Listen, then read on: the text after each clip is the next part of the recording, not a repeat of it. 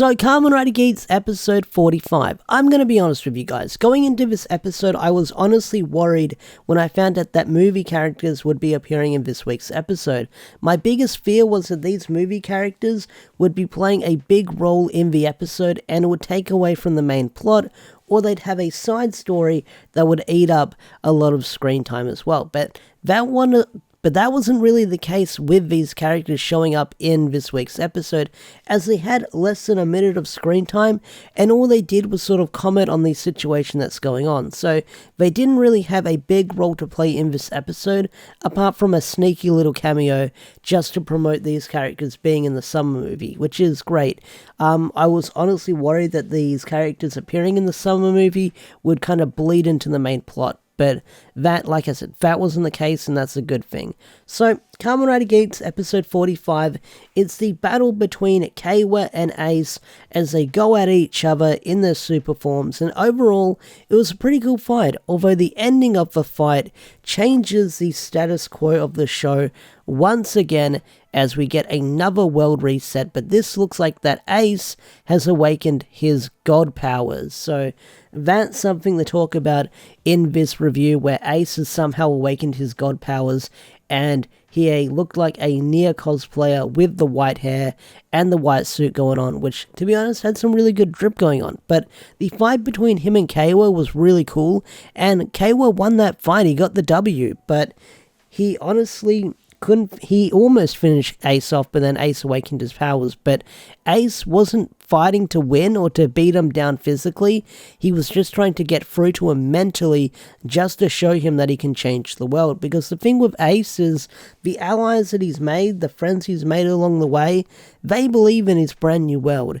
And Keiwa has gone so far off the deep end that he doesn't believe that. He believes that if he defeats Ace, then he can get the world that he wants. So they're just trying to break through to Keiwa to show that believe in Ace, because Ace can change the world literally and figuratively with his godlike powers. But hey, with Ace awakening his godlike powers, that means Tsumuri ditches that terrible wig that she's been wearing throughout the past couple of episodes, so that's a good thing. She's back to her normal attire, and now Ace has it, so we've got that going on. But this episode also saw the return of Paan, and he's just the same as we saw him last time.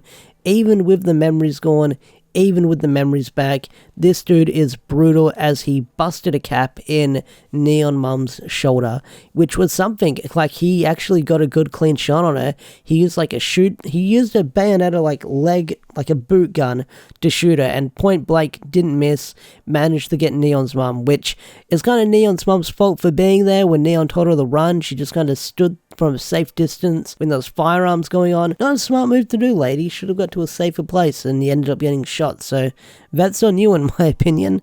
That's on you. But she ain't dead, which is surprising. Now Neon has two parents in the hospital right now. But yeah, also in this episode we saw the return of Daichi, where Daichi has made a swift recovery according to his Yamato genes, so that's how he's able to recover so fastly. But they go to see the Tree of Faces, Michinaga, Neon, Ace, and Daichi, but there are no faces on the Tree of Faces, because when Keiwa did the big world reset, that means all the faces got erased as well, so things went back to normal. It's now a regular tree from what we know of so far. So there might be a possible way to save everyone or everything. They just don't know yet. So they've got sort of like that plot thread looming over us, where they got to reset the world and bring back Keiwa's family so he can stop going insane. Meanwhile, we've got Jito doing his bad guy things, because we've only got a couple of episodes left, so of course he's got to do his big endgame move moving forward. And one of the things he does in this episode is he's got his VIP here,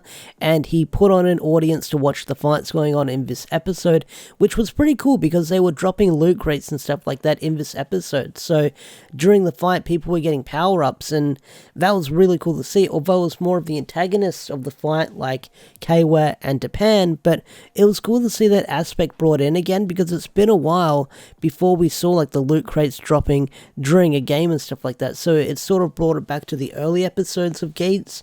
but these characters were sort of doing it to help the enemy. It wasn't really helping out heroes in the end, so they had that going on. Now, in this episode, Tsumuri does escape, like I was mentioning earlier, because we no longer see her in that white-haired form, because Geats gets it in the end, but she escapes, and there's a scene where she starts shedding a tear, and Jito just snatches the tear because he wanted her to cry, and it turns into a solid rock. So I get the feeling her tears turning solid is going to be a key factor with him using that tear to get what he wants in the end, since he's got the tears of a goddess. Now, you also do have Win, Punk Jack in this episode. He goes into the lair of the bad guy, gets his ass handed to him in normal hand-to-hand combat, because, you know, he hasn't transformed ever since we've seen him, because I'm guessing they repainted his headpiece for Japan, because Japan's back, which is kind of a shame, because he's just been fighting bare-knuckle-fisted in these past couple of episodes, which pretty cool fight choreography when they do it. But of course, Win got his ass handed to him and he got knocked out by the cane. I'm sure he's not dead, he's probably just captured. Hopefully he's not dead. I like Win. So like I said, you have Keiwa and Ace having that final confrontation in this episode. Ace gets his ass handed to him, but he wasn't fighting to win, he just wanted to get through to Keiwa mentally. And in the end, when Keiwa was about to finish the final strike by saying, "Show me you can change the world," well, the world hits the reset button and ends up getting changed, where Ace can have his world where everyone wants to be happy. So I'm curious to see what's going to happen moving forward, because once again we get another world reset. But this is just Ace's powers awakening once again, but awakening to an extent to prove to Keiwa that he can sort of reshape the world or recreate it. But it looks like Ace's goddess powers have fully awakened, and we'll see where that goes moving forward. Hopefully he's not in this like outfit for long. Like, the white suit is pretty pimpin', but I'm not a fan of like the big white wig and the blue contacts. I don't know. The goddess form that they take on in this episode is not the best in my opinion. It looks cool, but it doesn't look cool at the same time. I get what they're going for it. But anyway guys, that was Kamen Rider Geats episode 45. Only a couple more episodes left until the end of the show moving forward. But anyway guys, what did you think of this episode? If I missed anything, feel free to tell me in the comment section down below. This was a bit of a rumbly video review, so hopefully it made sense and you guys enjoyed it. So with that said, I think I'm going to bring this video to a close. If you enjoyed this video, hit that like button, subscribe to the channel if you're new, and I'll see you guys in the next video. Until next time, take care of yourself and goodbye. Thanks for watching.